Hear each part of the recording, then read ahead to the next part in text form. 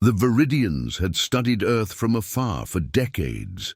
Their crystalline bodies shimmered in the light of their azure sun as they meticulously documented the strange creatures that scurried across the blue planet's surface.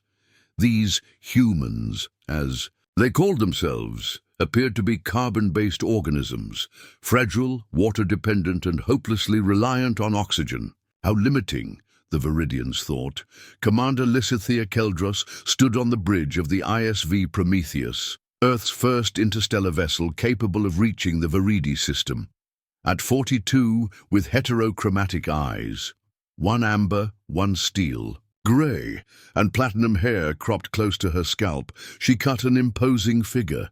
Her service in the Pan-Pacific Space Initiative had earned her this command, though many had questioned the wisdom of sending humans to a planet with an atmosphere of primarily nitrogen, methane, and trace elements toxic to Earth life. Final. Atmospheric readings confirmed, Commander, reported Navigation Officer Pierce Thorne, his dark skin contrasting with the blue glow of the holographic displays. Viridi Prime has less than 0.02% oxygen. Their delegation expects us to remain in our environmental suits for the entire diplomatic mission. Lysithea smiled thinly. They're in for quite a surprise. Dr. Ian Blackwood, the expedition's chief, a xenobiologist, looked up from his console. His weathered face, creased from years under artificial suns in research domes across the solar system, betrayed concern. The Helios Protocol's efficacy hasn't been tested in non-laboratory settings. Commander, are you certain? I am, Lysithea interrupted. Humanity didn't come this far to meet our first alien civilization through barriers of glass and composite polymers. The Helios Protocol works. We all underwent the treatment.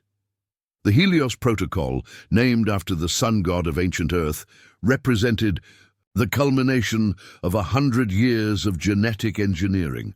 Humans had been modifying themselves to survive in space and on hostile worlds throughout the solar system. Mars colonists had altered their hemoglobin to maximize oxygen uptake. European deep-sea researchers had developed specialized lung tissues to extract oxygen from water. The protocol took these adaptations further, introducing engineered organelles into human cells that could process various atmospheric elements for respiration. Preparing for orbital insertion, announced Thorne. Viridian Orbital Control is sending landing coordinates. Through the viewport, Viridi Prime loomed large, a world of jagged crystal formations and vast seas of liquid methane. The crystalline cities of the Viridians glittered like massive geodes split open to the sky. It was breathtaking in its alienness. Their High Council awaits us, said diplomat Revna Njordsen, her tall frame silhouetted against the kaleidoscopic planet below. They've prepared a formal reception. They're rather surprised we've come in person instead of sending drones. Lysithea nodded. First impressions matter, diplomat Njordsen. The Viridians need to understand that humans are adaptable, more adaptable than they could imagine. As the Prometheus descended through Viridi Prime's atmosphere, the landing party assembled in the airlock. 6 humans prepared to make history: Commander Keldros, diplomat Njordsen, Dr. Blackwood, security chief Talisa Okoro, communications specialist Riordan Ambrose, and engineer Kove Mendaki. Each bore subtle marks of humanity's evolution: the slightly enlarged chest cavities, the faint blue tint to their skin where modified capillaries ran close to the surface, the eyes that reflected light like a cat's in certain angles. Remember, Lysithea said as the outer doors prepared to open, walk with confidence, let them see what humanity has become. The airlock doors parted, revealing a delegation of towering crystalline beings waiting on a platform of intricately carved stone. None of the humans reached for their helmets. The Viridian welcoming party froze in what could only be described as collective shock. their translucent bodies, composed of silicon-based crystalline structures that refracted light in mesmerizing patterns, suddenly pulsed with rapid color changes, from serene blue to alarmed crimson. The humans interpreted this as the alien equivalent of gasping. "They are exposing themselves to our atmosphere," came the translated voice of High Counselor Nirithi, the tallest of the Viridians, whose crystalline form was embedded with strands of what appeared to be platinum. Initiating emergency protocols. Before the Viridians could react further, Diplomat Njordsen stepped forward, her modified lungs drawing in the methane-rich atmosphere with no apparent difficulty. The subtle, bioengineered gill-like structures at the sides of her neck, nearly invisible unless one knew to look for them, pulsed gently as they filtered the air. Esteemed High Counselor Nirithi and honored representatives of Varadi Prime, she announced, her voice clear and strong, "We bring greetings from Earth. As you can see, we come to you as we are. No barriers between our peoples." Dr. Blackwood monitored his team's vital signs through a discrete neural interface implanted at his temple. All readings were nominal. The Helios protocol was working perfectly, allowing their modified cellular structures to use the methane and nitrogen as efficiently as their ancestors had used oxygen. "Impossible," translated a Viridian scientist whose crystal structure displayed complex geometric patterns that denoted their academic standing. The being's name translated roughly as Torquil. "Our studies indicated oxygen dependency. This contradicts all observations." Commander Keldros stepped forward, standing beside Njordsen. "Your observations were correct for most of our history, honored scientist Torquil. But humans adapt. We evolve, sometimes by our own hand." The Viridians communicated among themselves through rapid pulses of light within their bodies, a form of conversation that human translators were still learning to interpret. After what seemed like intense deliberation, High Counselor Nirithi approached the humans. "We had prepared pressurized oxygen chambers for your comfort," the counselor admitted. "We assumed your visit would be brief due to the hostile nature of our world to your physiology." Engineer Mendaki, whose dark eyes reflected an inner amusement, smiled. "We appreciate the consideration, but as you can see, it's unnecessary. We've been preparing for this meeting for generations." Security Chief Okoro remained vigilant, her enhanced eyes scanning the crystalline architecture around them. The Viridians had built their reception area atop a massive crystal spire that overlooked a valley of geometric formations. The entire landscape seemed to sing as methane winds passed through naturally formed crystal tunnels, creating an otherworldly symphony. "May we inquire," asked another Viridian whose name translated as Lysander, "how this adaptation was achieved? Our studies suggested that such fundamental biological restructuring would be beyond your technological capabilities." Communications specialist Ambrose, whose specialty included not just linguistic translation but cultural interpretation, recognized the question for what it was, not merely scientific curiosity, but a strategic assessment of human capabilities. "The story begins with our expansion throughout our own solar system," Ambrose explained diplomatically. "Necessity drove innovation. Different worlds demanded different adaptations. What you see before you is the culmination of those efforts, the Helios Protocol." Lysithea observed a subtle shift in the Viridians' light patterns.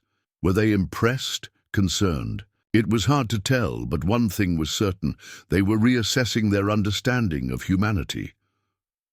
"We invite you to tour our city," High Counselor Nirithi finally said. "If your adaptations truly allow it, we would be honored to show you. Varidi Prime, as few outsiders have seen it." As the diplomatic party began moving toward a hovering platform that would transport them to the city center, Dr. Blackwood discreetly approached the commander. "They're scanning us," he whispered, "trying to understand the modifications." Lysithea nodded almost imperceptibly. Let them. The Helios Protocol isn't a weapon or a threat. It's how humanity will claim its place among the stars. The crystalline spires of the Viridian capital loomed ahead. A city built not for oxygen breathers, but for beings who had evolved in this methane-rich environment. And now, humans walked among them, breathing their air, experiencing their world firsthand. No barriers, no separation. The message was clear. Humanity would not be confined by the limitations of their birth planet. They had rewritten their own biological nature to reach for the stars. 3 days into the diplomatic mission, the humans had become something of a sensation among the Viridians. News of the oxygen-independent visitors spread across their global communication network, and crowds of crystalline beings gathered at respectful distances to observe the delegation. The Viridian Scientific Council had requested and been granted permission to conduct non-invasive scans of the human visitors. What they discovered both fascinated and disturbed them. The humans' cellular structures contained engineered organelles that processed atmospheric compounds in ways that defied the Viridians' understanding of carbon-based life.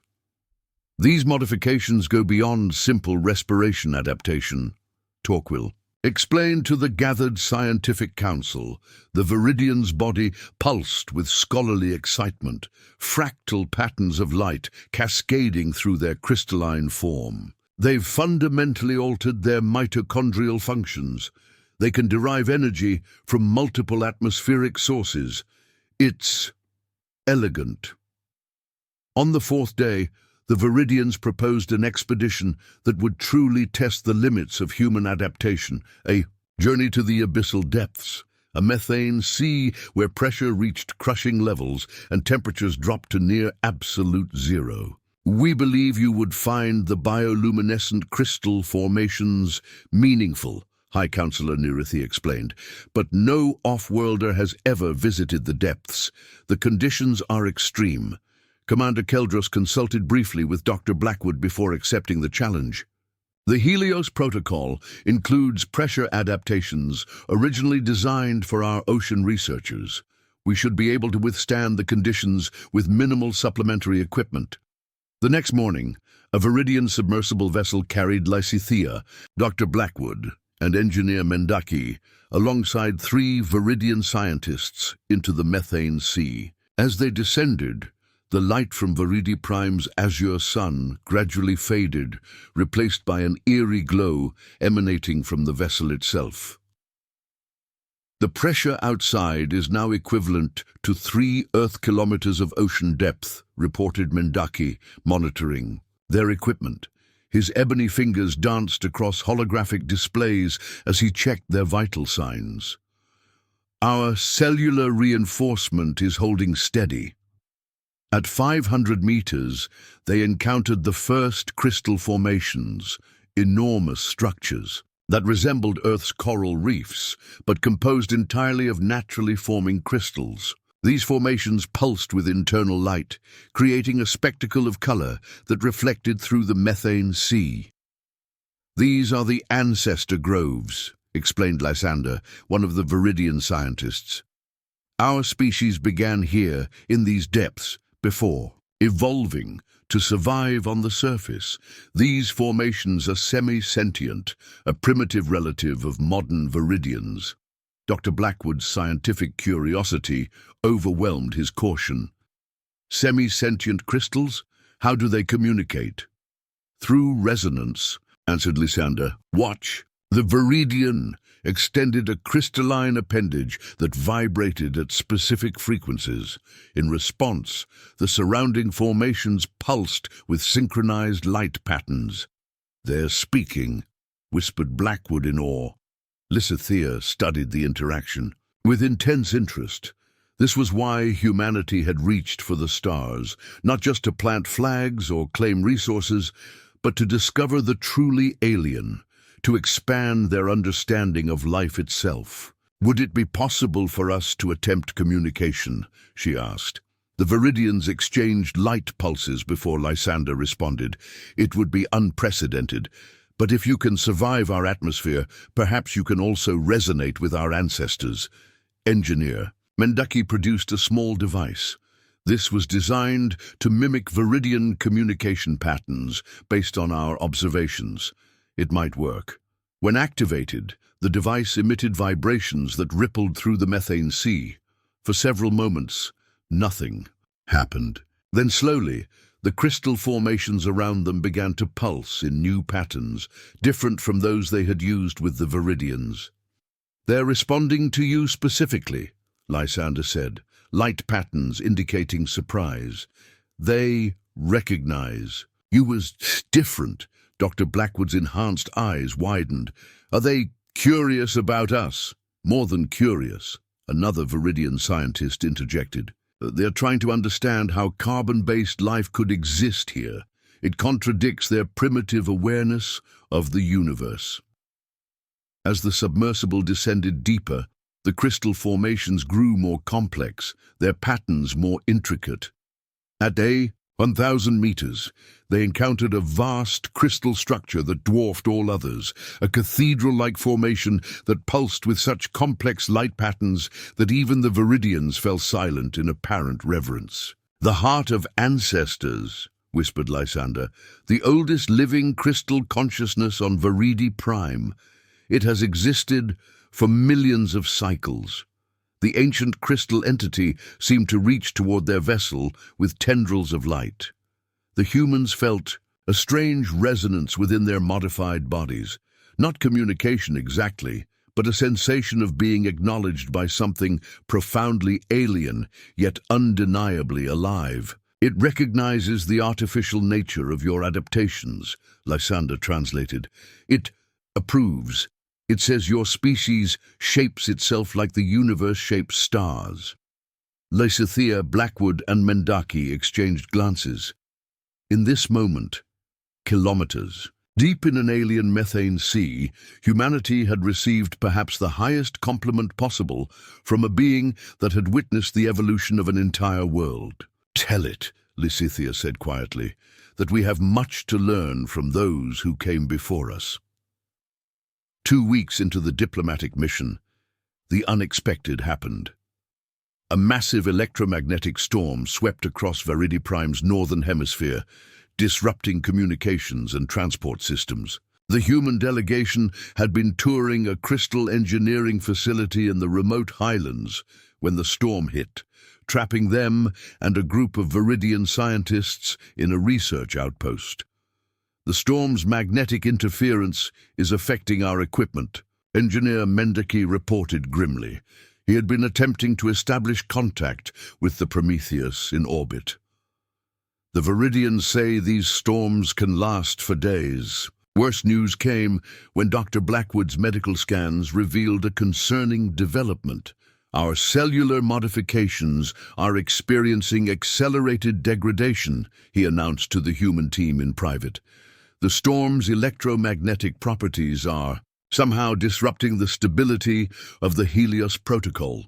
Commander Keldros maintained her composure, though the implications were clear. If their modifications failed completely, the methane-rich atmosphere would become lethal within minutes. Time frame: 48 hours before critical systems begin to fail, Blackwood estimated.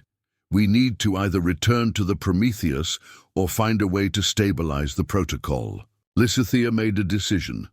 "We don't tell the Viridians unless absolutely necessary. I won't risk a panic or compromise our diplomatic position." She turned to Mendaki. "Options." The engineer's expression was contemplative. "The Viridian's crystal technology operates on principles similar to some of our quantum computing systems. If we could adapt their technology to create a stabilizing field—" "Do it," Lysithea ordered. "Work with them, but frame it as scientific exchange, not emergency measures." When approached, the Viridian scientists, particularly Torquil, showed immediate interest in collaborative research. What they didn't know was that the humans were racing against time to save their own lives. Hours passed as Mendaki and Torquil, worked on integrating human bioengineering principles with Viridian crystal technology. Outside, the storm intensified, sending cascades of electromagnetic energy across the landscape that made the crystal structures of the research outpost resonate with eerie harmonics. Security Chief Okoro approached Lysithea with concerning news. "Commander, I've been monitoring the Viridians' communications. I don't think this storm is entirely natural." "Explain," Lysithea demanded. "There are patterns to the electromagnetic pulses, too regular for a natural phenomenon. And the Viridians are more prepared for it than they should be for an unexpected event." The implication hung in the air. Had they been lured into a trap? Was this some kind of test? Lysithea confronted High Counselor Nerithi, who had been stranded with them.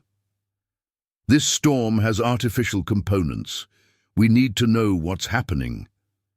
The Viridian's crystalline body darkened momentarily, what the humans had come to recognize as a sign of distress or embarrassment. "You are perceptive, Commander." "Geldros, the storm is indeed partially engineered. It is a security measure." "A security measure that's killing my people," Lysithea replied coldly. "The electromagnetic interference is destabilizing our biological adaptations." This revelation seemed to genuinely shock Nerithi. This was not the intention. The ancestral Defense Council activated the storm generators when they detected unusual quantum signatures from your modified cells. They feared potential contamination, so instead of asking us, they endangered us, Lysithea stated flatly. "Politics among our people is complex," Nerithi admitted. "The Council represents the most conservative elements of our society. They see your adaptability as potentially threatening. If you can change to survive here, what else might you change to achieve?" The situation suddenly clarified. This wasn't just about scientific curiosity or diplomatic relations. The Viridians were afraid of humanity's potential. They had witnessed a species that could rewrite its own biological limitations and walk on worlds that should have killed them instantly. "We need to shut down the storm generators," Lysithea insisted. "I lack the authority," Nerithi responded. "But perhaps there is another way. Your engineer Mendaki's work with Torquil, it could be repurposed. Instead of merely stabilizing your modifications, it could potentially shield you from the storm's effects entirely." As Lysithea considered this option, Dr. Blackwood approached. "Urgently, Commander, our degradation is accelerating. Whatever we're going to do, we need to do it now." Lysithea made a swift decision. "Counselor Nerithi, we need access to your communication systems. If we can't shut down the generators, we need to speak directly to this ancestral defense council." The commander's plan was audacious, a direct appeal to the very Viridians who feared them most. As Mendaki and Torquil raced to complete their stabilization technology, Lysithea prepared to confront the ancient prejudices of an alien civilization and prove that humanity's adaptability was not a threat, but perhaps their greatest gift to the galaxy. The central chamber of the research outpost had been converted into an impromptu communication hub. Crystalline structures, normally used for Viridian light pulse communications, had been modified by engineer Mendaki to accommodate human vocal patterns and translate them into forms the Ancestral Defense Council could understand. Lysithea stood before the makeshift transmission array, her normally composed features showing the strain of the past 24 hours. The degradation of the Helios Protocol was beginning to manifest in subtle ways, a bluish tinge to her lips, occasional tremors in her hands. Still, she stood tall as the communication link established. "Esteemed members of the Ancestral Defense Council," she began, her voice steady despite her condition. "I am Commander Lysithea Keldros of Earth. Your storm is killing my people. We came in peace, and we deserve the courtesy of direct communication." The response came as pulses of light that the modified system translated into audio. Your biological modifications represent an unknown variable. Our primary directive is protection of Varidae Prime from contamination or colonization. We're explorers, not conquerors, Lysithea countered. Our adaptations allow us to experience your world directly, to truly understand your reality rather than observing it from behind barriers. Your species has a history of rapid expansion, came the response. On your own world, dominant cultures have overwhelmed others. Species that adapt quickly often become invasive. Dr. Blackwood stepped forward, his scientific credentials giving weight to his words. Counselors, there is a fundamental misconception here. Our adaptations don't make us invasive. They make us compatible. The Helios Protocol doesn't conquer environments. It harmonizes with them. Meanwhile, in a separate chamber, Mendaki and Torquil were making breakthrough progress. Their work had evolved beyond merely stabilizing the human modifications. They were developing something entirely new. This crystalline lattice structure, Mendaki explained to Torquil, when integrated with our bio-quantum interfaces, could create a resonance field that not only protects us from the storm, but actually draws energy from it. Torquil's crystalline body pulsed with what the humans had come to recognize as excitement. You're suggesting we transform the very thing threatening you into a power source. That is, very human thinking. Back in the communication chamber, the debate continued. Diplomat Njordsen had joined Lysithea, bringing her expertise in cross-cultural negotiation to bear. Consider this, honored counselors, she said. What you fear in us, our adaptability, is precisely what makes us valuable allies. We understand transformation because we have transformed ourselves. We understand the price of evolution because we have paid it willingly. There was a long pause in the communication. When the reply came, it was from a different voice, older, deeper in resonance. I am Elder Quarin of the Ancestral Council. Your words have merit, Diplomat Njordsen, but words alone cannot prove intent. Then let us prove it through action, Lysithea proposed. Your storm generators were designed to protect your world. What if we could show you how to improve them using principles from our Helios Protocol, not to make them more destructive, but more precise, capable of targeting genuine threats without harming innocent visitors? This proposal caused visible disturbance among the Viridian representatives present in the outpost. High Counselor Nerithi's crystalline form vibrated. With what appeared to be concern, you would share such technology freely? Elder Quarin asked, skepticism evident. Knowledge exchange is the foundation of meaningful diplomacy, Lysithea replied. We can begin now, with the work already underway between engineer Mendaki and scientist Torquil. As if on cue, Mendaki and Torquil entered the chamber carrying, between them, a device that merged Viridian crystal technology with human bio-quantum components. It pulsed with a soft light that seemed to bend the electromagnetic interference patterns visibly around it. This prototype, Mendaki explained to both the humans and Viridians present, doesn't just shield against the storm, it can communicate with it. The storm generators are semi-sentient technology, much like your ancestor groves in the methane sea. They can be reasoned with, not just commanded. The revelation sent pulses of surprise through the Viridian contingent. This approach hadn't occurred to them. The idea of communicating with their defensive technology rather than merely controlling it. A demonstration would be informative, Elder Quarin conceded after consultation with the other council members. With permission granted, Mendaki activated the device. It emitted a complex pattern of quantum signals that interacted with the storm outside.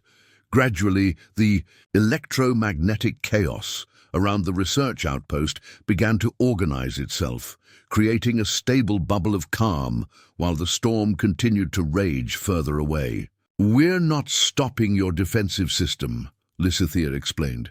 We're teaching it to recognize us as non-threats. This is the essence of our approach to the universe. Adaptation through understanding, not domination through force. The chamber fell silent as the Viridians processed this demonstration. Human ingenuity had not sought to overcome their defenses, but instead had found harmony with them. It was a powerful metaphor that transcended language barriers. Finally, Elder Quarren spoke again. Perhaps we have misjudged the nature of human adaptability. The storm generators will be recalibrated. You may return to your ship when conditions permit. As the communication ended, Dr. Blackwood approached Lysithea with renewed concern. Commander, even with the localized storm reduction, our cellular degradation continues. The Prometheus needs to be warned. Lysithea nodded gravely. They had won a diplomatic victory, but their physical crisis remained. The race against their own failing biology had only just begun. The electromagnetic storm dissipated 36 hours later, leaving behind a transformed landscape. Crystal formations throughout the northern hemisphere had been altered by the energy surges, creating new growth patterns that the Viridians considered highly auspicious, a sign of renewal, rarely witnessed in a single generation. For the human delegation, however, time was running critically short. The damage to their Helios protocol modifications had progressed beyond Dr. Blackwood's ability to stabilize with their limited resources.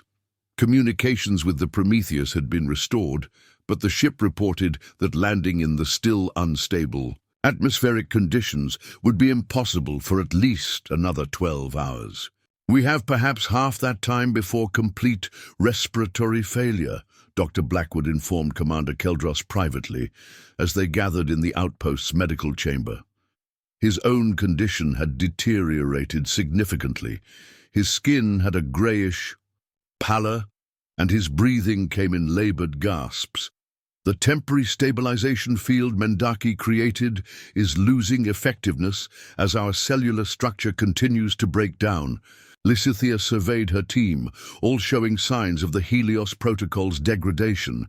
They had come so far, achieved so much in establishing this first contact. To fail now seemed an unbearable waste. There must be an alternative, she insisted. The Viridians have incredibly advanced biotechnology. Their entire crystalline biology functions on principles we're only beginning to understand.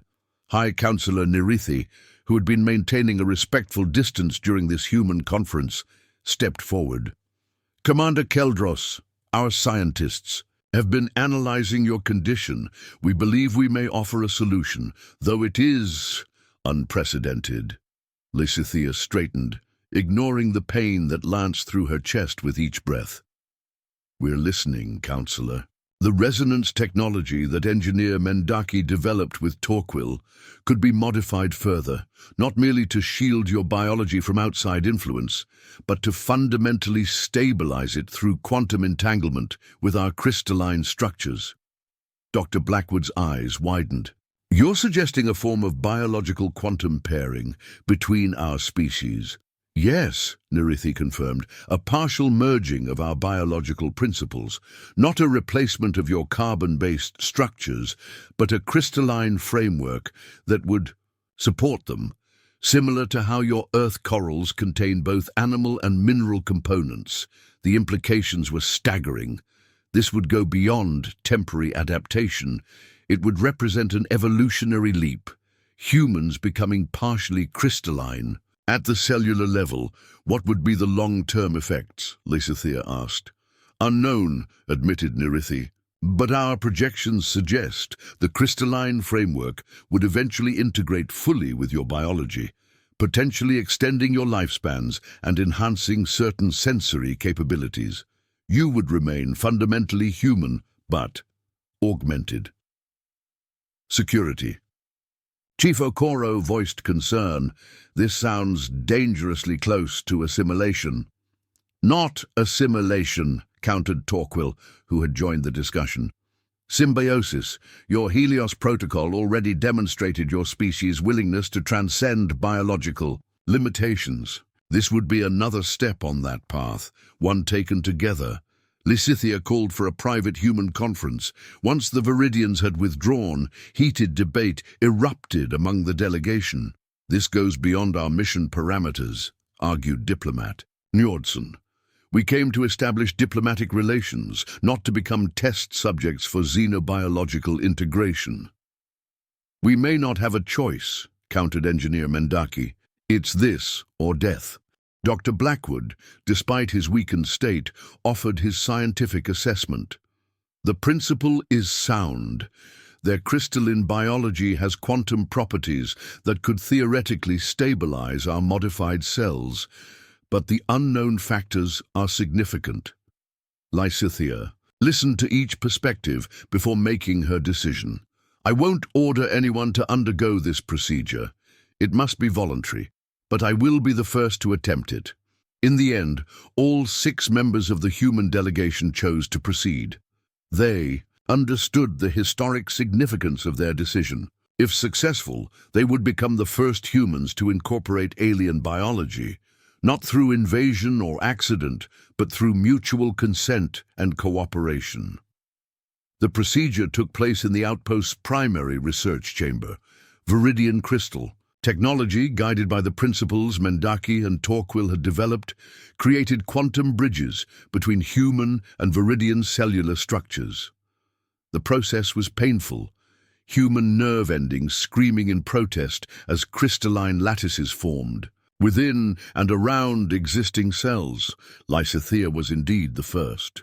As the quantum integration progressed, her skin began to exhibit a subtle luminescence, faint patterns of light moving beneath the surface like the bioluminescence of deep-sea creatures from Earth. Her breathing stabilized, then strengthened.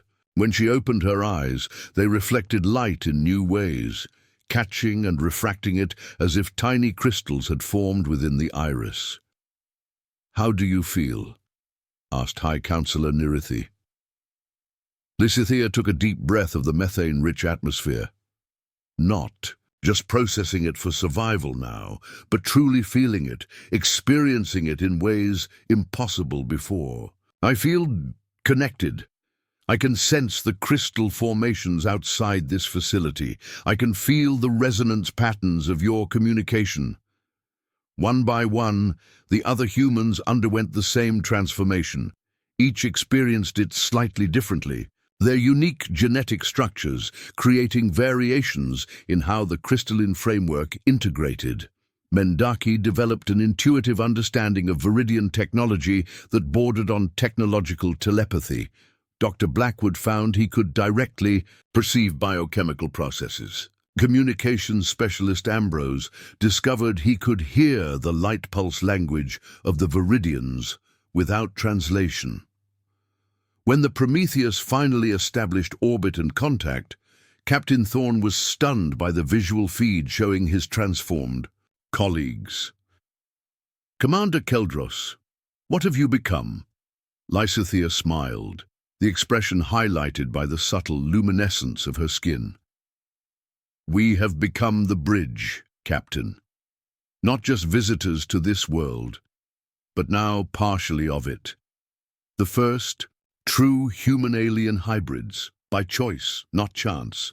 The implications for Earth-Viridi relations were profound.